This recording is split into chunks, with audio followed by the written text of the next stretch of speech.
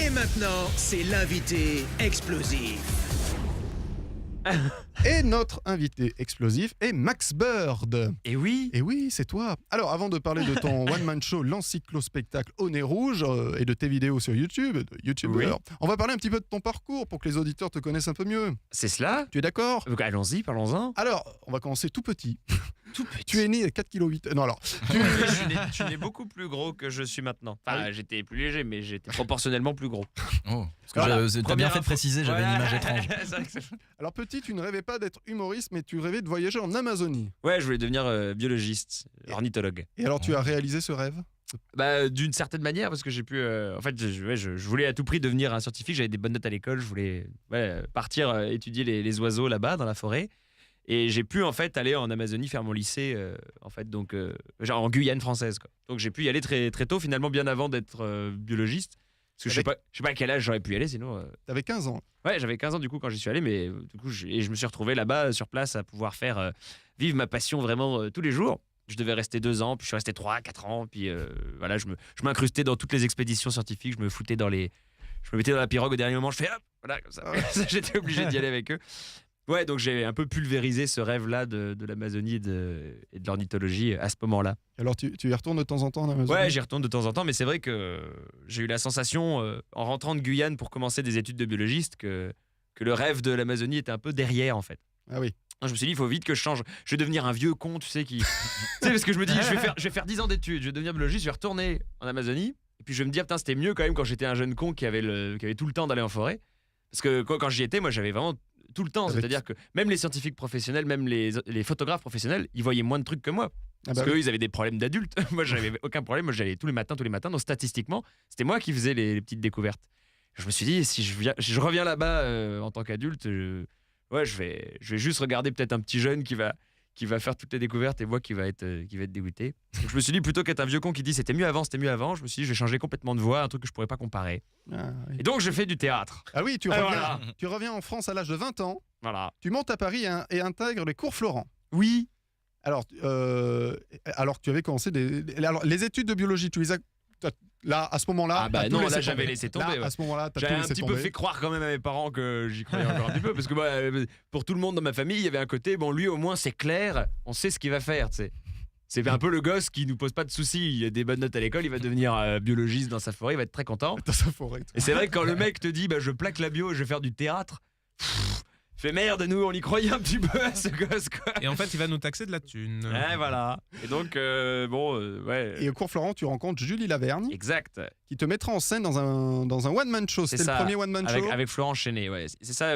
En fait, très vite, moi j'ai présenté des sketchs au cours Florent. Faut savoir qu'au cours Florent, ils aiment pas du tout le one-man show. Hein. T'arrives en disant ouais, faire des sketchs, très vite ils te cassent cette envie-là dans l'œuf en disant ouais non mais si on fait du théâtre. Hein, donc si tu veux faire du one man show tu verras plus tard, mais pour l'instant t'apprends Molière. Et cette prof qui m'avait cassé cette envie toute l'année, bah, elle a bien vu que ça marchait pas parce que je continuais à arriver avec des sketchs. Puis à la fin de l'année elle a dit bon bah c'est pas mal, je vais mettre en scène le one man show. Et en fait ils sont obligés de faire ça, sinon tout le monde fait des one man show. C'était un test. En fait. Ouais voilà. En fait en faisant ça tout le monde. Les plus motivés. Ouais, il reste que les plus motivés, c'est ça. Ouais. Tu faisais partie de cela. Ah ouais, bah moi de toute façon je voulais pas faire des Molières. Alors il se jouera où ce spectacle? Là il s'est joué à un paquet d'endroits, mais en ce moment il se joue au Nez Rouge. Là. Voilà, il se joue au Nez Rouge. Alors avant d'arriver au Nez Rouge, tu es passé par On ne demande qu'à en rire. Oui, France 2. oui, c'était très très bref.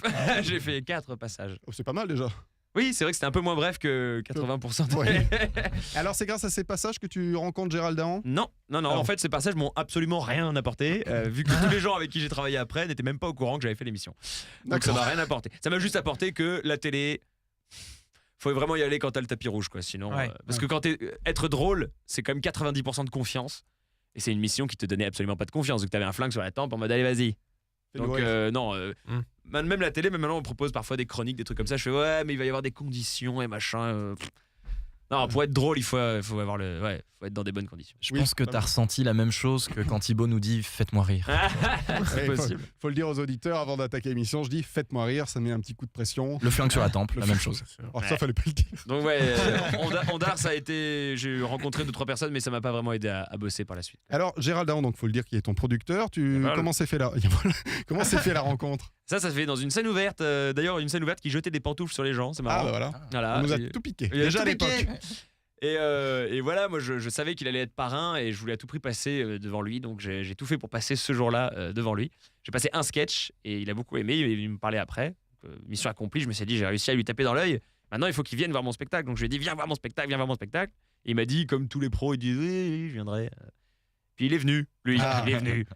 Et il est venu le même jour que 2 autres pros qui m'avaient dit, oui, je viendrai et tout. Donc il y avait un petit côté, oh là là, il y a du monde qui se bouscule, alors que jamais j'avais eu de pro dans ma salle. C'était vraiment un gros concours de circonstances, quoi. Et il a dû se dire, oh là là, il y a du monde qui s'intéresse. Et donc, à la sortie du spectacle, il m'a proposé un contrat. Voilà, exactement. Mais après, il est venu à une date où c'était blindé, c'était une grosse ambiance, c'était convaincant. Il serait venu 2 soirs avant, devant 10 personnes. Il aurait fait, bon, c'est sympa, mais reviens plus me parler.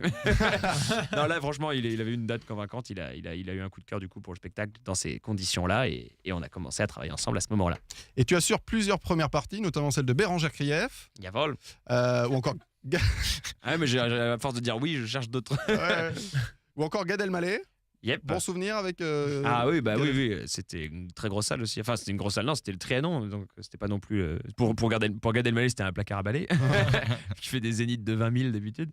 Ah oui, c'était super. C'est là aussi que je me suis rendu compte que au début, quand on commence, c'est vraiment très, très, très difficile parce que tu joues dans des petits publics, devant des publics qui sont pas acquis, tout ça. Et tu te rends compte que là, dans ces conditions-là, le Trianon, les gens, ils sont dans la salle depuis 1 heure, ils s'installent depuis 1 heure. Ça fait 6 mois qu'ils ont leur billet. C'est pas des gens qui vont te manger, quoi. C'est des gens, ils ont envie de se marrer. Et je me suis rendu compte de la facilité de faire des sketchs en première partie de Gad Elmaleh. Ça file tout seul. Les gens sont ils ont envie de se marrer. Et c'est très différent de toutes les conditions dans lesquelles on est quand on commence en tant qu'humoriste. On est tout le temps jugé. On est toujours dans des trucs comme justement, on demande qu'à rire, ou des scènes ouvertes, ou des concours où il n'y a pas cette bienveillance du public. Là, je me suis dit, ouais, c'est un régal, quoi. Et tu ressens ça même si tu sais que les gens viennent pour voir Gad Elmaleh. Ah oui, ils viennent pas du tout pour me voir moi, mais comme ça fait longtemps qu'ils sont dans la salle, qu'ils attendent et tout, c'est pas comme faire des premières parties à Avignon où là les gens ils sont encore en train de s'installer. Quand tu fais ta première partie, t'es vraiment là pour combler, quoi. Non, là la première partie de Gad, vraiment les gens sont installés, ils attendent que ça commence. Et c'est pas Gad, c'est quelqu'un d'autre, mais ils sont open, quoi. C'est vraiment l'entrée, quoi, le début du repas. Ouais, c'est ça. Ils sont trop contents, ils veulent faire la fête. Vraiment, je m'étais mis une grosse pression et finalement, j'avais bien. Ça s'était hyper bien passé, quoi. Et alors, est-ce que tu t'es mis une grosse pression pour la première partie à l'Olympia avec Gérald Dahan? Ah oui, je m'étais mis une grosse pression aussi. Là, c'était plus compliqué parce que justement, là, il y avait vraiment une date, alors que Gad, il en faisait. Donc, il y avait toute l'organisation de la date qui était beaucoup plus importante que l'organisation de la première partie. La première partie, c'était on verra si on a le temps de caler le truc. Et c'est ça qui est un peu flippant, c'est quand tu fais ta régie, t'as l'impression que personne n'a noté et t'es top. Tu fais alors moi à ce moment-là, je vais faire ça, faudra lancer le truc. C'est ok, ils font ouais, ok, on verra tout à l'heure. Donc tu montes sur scène en disant je sais même pas s'ils ont compris qu'il fallait lancer le truc. Moi j'étais un petit peu comme ça quand même. Mais voilà, j'ai un sketch interactif en fait que j'ai fait en première partie de Gérald Dahan à l'Olympia. Et j'ai l'habitude de le faire devant parfois 10 personnes et tout, donc les gens ils réagissent et tout. Et là, les 2000 personnes qui jouent au truc interactif, c'était dingue, quoi. C'est le jeu interactif avec le dinosaure. Ouais, voilà, c'est ça. On dit plus rien. Gros teasing. Gros teasing. C'est ce soir. Ce soir c'est complet. Mais c'est demain. Demain, je sais plus quelle heure. Alors, justement, avant que tu sois à l'Olympia en tête d'affiche, on peut te voir au Nez Rouge. Alors raconte-nous déjà, c'est quoi le Nez Rouge? Le Nez Rouge, c'est une péniche. Voilà, c'est une péniche, c'est un bateau théâtre. Enfin, voilà, il faut dire bateau théâtre, voilà, qui vient d'ouvrir à Paris. C'est Gérald Dahan qui a lancé ce lieu. Et il a ouvert en décembre. Il a fait un festival en décembre qui a été un gros succès. Il y avait 2 artistes différents par jour qui jouaient. Enfin, du coup, un artiste différent tous les jours. Donc il y avait en tout, je sais plus combien, une centaine d'artistes sur tout le mois. Et donc vraiment, il a lancé le truc comme ça. Et là, ça y est, il y a 2 spectacles pour l'instant qui sont programmés au Nez Rouge. Et puis il va y en avoir de plus en plus. Il a pour vocation et pour ambition de devenir un des hauts lieux de l'humour parisien. Le spectacle s'appelle l'Encyclospectacle. Alors, il parle de quoi, ce spectacle? Eh ben, il parle de plein de trucs. Mais en fait, on va dire, le fil rouge, c'est qu'on essaie d'apprendre des choses, en fait. Donc, c'est une sorte d'encyclopédie en one-man show. Donc, il y a un sketch qui va parler de sélection naturelle, un autre qui va parler des dinosaures, un autre qui va parler des molécules dans le corps humain, un autre qui va raconter une légende égyptienne. En fait, c'est que des thèmes qu'on pourrait voir plutôt dans des documentaires ou dans un C'est pas sorcier.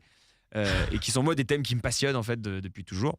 Et donc j'avais envie de parler de ces thèmes-là plutôt que des thèmes comme comment draguer en boîte ou les iPhones ou les chats, qui sont des thèmes qui je suis client de ces thèmes-là, mais je vois pas pourquoi moi j'en parlerais mieux qu'un autre, vu qu'il y a déjà un paquet de one-man show qui traitent ces thèmes-là. Donc ouais, ce sont des thèmes. À la base, moi j'ai envie de parler de ces thèmes-là parce qu'ils me passionnent. Et le one-man show n'est qu'un prétexte presque. Je vous propose qu'on écoute un extrait. Cool. C'est un des blockbusters de la mythologie grecque. C'est le tragique destin d'Édipe. Alors attention. C'est parti. Notre histoire commence à Thèbes. Le couple royal, Laios et Jocaste, ont un enfant, Édipe. Ting. En ce temps-là, quand on avait un enfant, on l'emmenait voir un devin pour prédire son avenir. Pourquoi pas hein, aujourd'hui, un gosse, on lui mouille le front, on lui coupe le sgeg. À l'époque, on allait voir un devin. Pourquoi pas.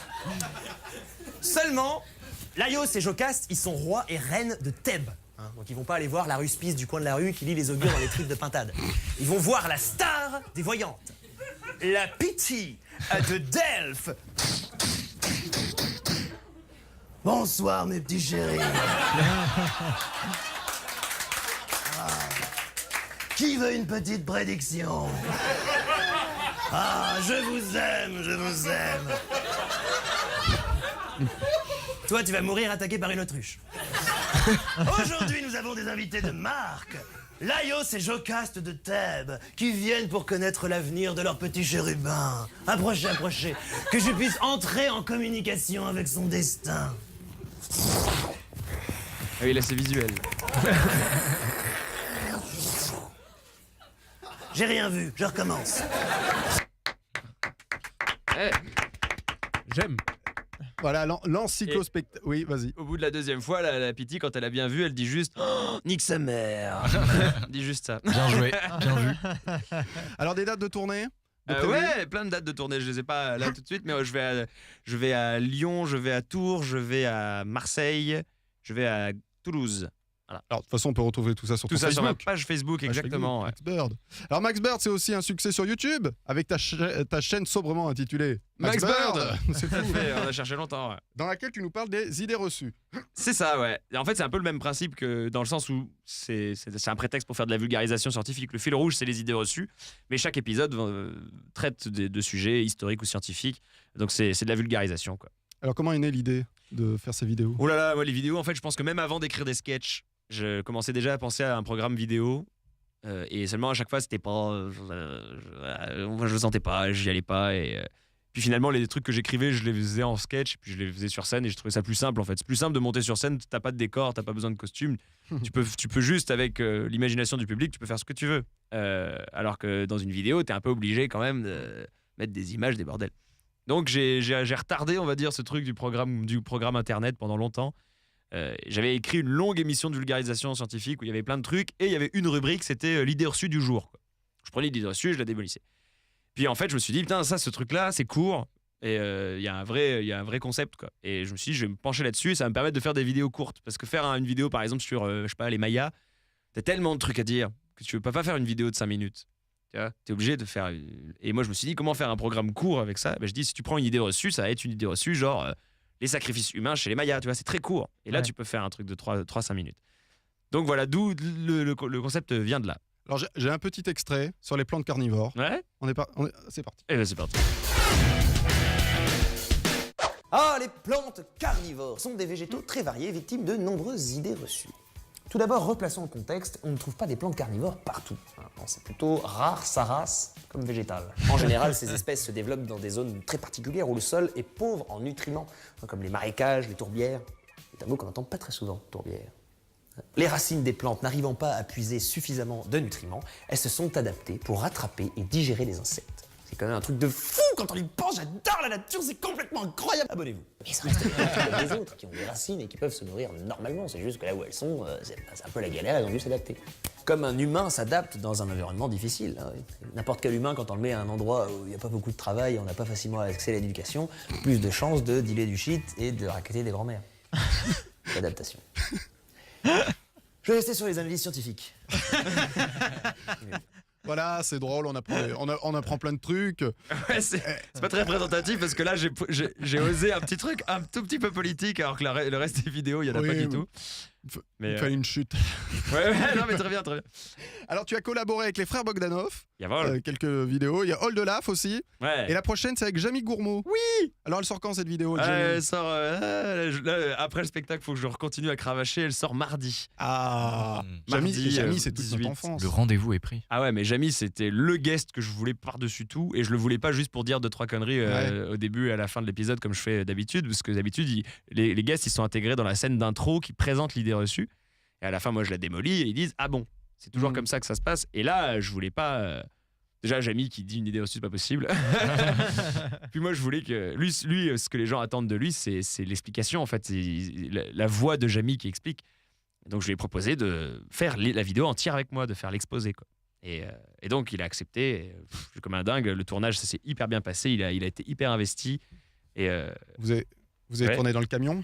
non, on n'a pas tourné dans le camion. Non, c'est fini ce temps-là. C'est fini ce temps-là. Mais il a dit qu'il s'était senti aussi à l'aise que dans son Ah ouais camion. Donc, j'étais très content. Alors, ces vidéos, c'est toutes les semaines?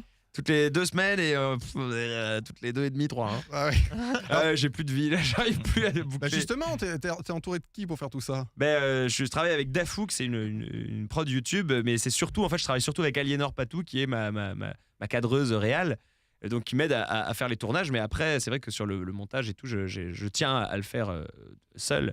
Parce que c'est une partie de l'écriture se fait vraiment en live quand tu fais le montage, et c'est ça qui prend un temps dingue. Même au tournage, hein, je tourne chaque réplique 18 milliards de fois parce que je suis jamais content, jusqu'à ce qu'Aliénor me dit bon c'est bon là, je crois qu'on l'a. Donc on est deux sur les vidéos quoi. Moi et Aliénor. Eh bien, allez applaudir Max Bird au Nez Rouge.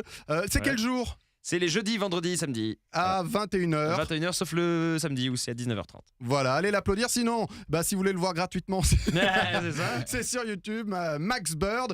Max est avec nous jusqu'à 19h. On se retrouve après Free for the Ladies, But Still.